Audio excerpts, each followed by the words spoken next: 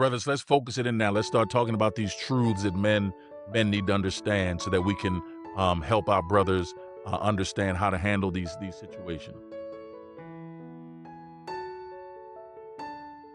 Truth, Lord, man. this Oh my chat goodness. section's really just getting out of control.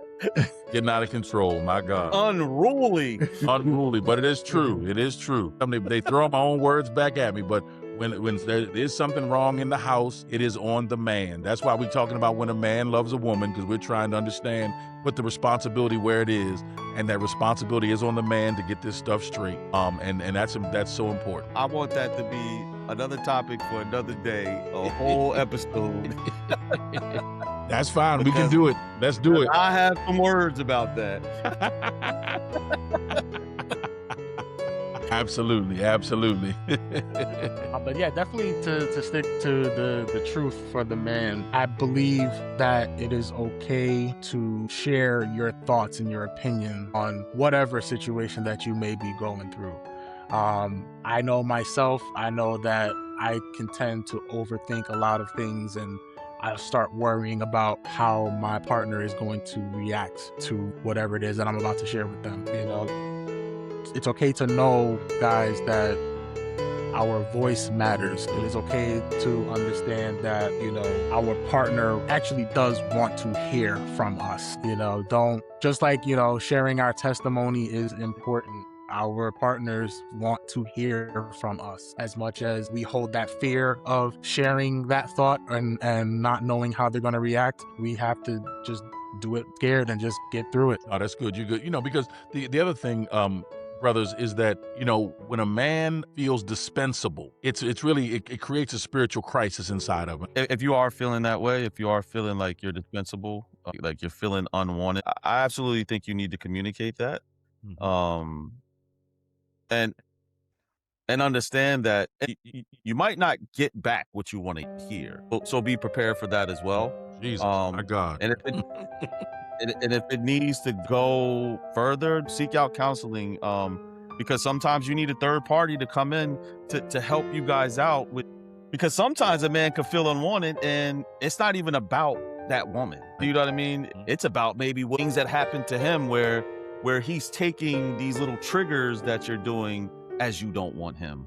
Or certain words that you say or certain movements that you make. So listen, communication, we all know it. Communication is like everything.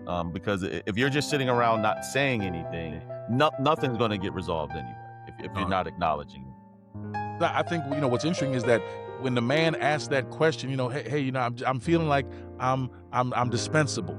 I'm disposable in our relationship. We got to be, like you said, you got to be ready to hear that answer, because she may very well say to you, well, you proved I don't need you, because I needed you to do this, I needed you to do that, I needed you to do the other, and you left me hanging every single time. So you're right, because you've proven to me that I can't rely on you see? And you got to be willing to hear that, not so you can feel all mad and get, blown up like a frog on a log, but you got to be able to say, okay, that's fair, I got to do better, you see? Because we don't get it right, and sometimes we send the wrong signal, so we're feeling like we're dispensable because we proved that we could be dispensable because we didn't show up when we needed to show up. That's right. And that I think that's key, because the truth is, brothers, as much as we want to be problem solvers, God didn't call us just to be useful to our family. God called us to be purposeful. And so even when you are useful, that's good. But the problem with useful things, that's why, Carl, I think your metaphor about the utensils, the disposable utensils, is so important. Yeah, you do seem to like that. You like that. Yeah, man, I think that's good stuff right there. Because once you use them, you toss them. But that's what happens with quote unquote useful things. They get replaced, because there's a point when you use the plastic thing. They get replaced. But they get replaced with something else. Yep. You see?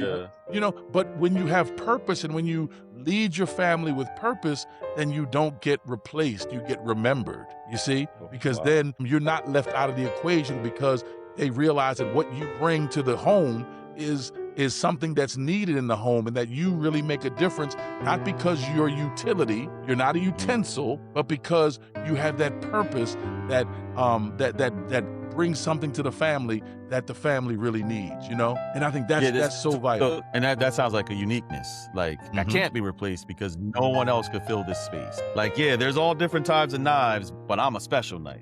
Come on now. Come on now. That's what it sounds like you're saying to me. I could be wrong, but that's what it sounds like you're saying to me. And that's why you're going to be So- remembered. So what kind of knife are you? Are you a nothing cleaver? Are you a butcher's knife? Are you a peer knife? That's Or right. are you a samurai sword? Yeah, there you go. There you go. Or are you one of them little plastic utensil knives? You see? A butter knife. It matters. You know, it really does matter. You know. So let's talk to our ladies now.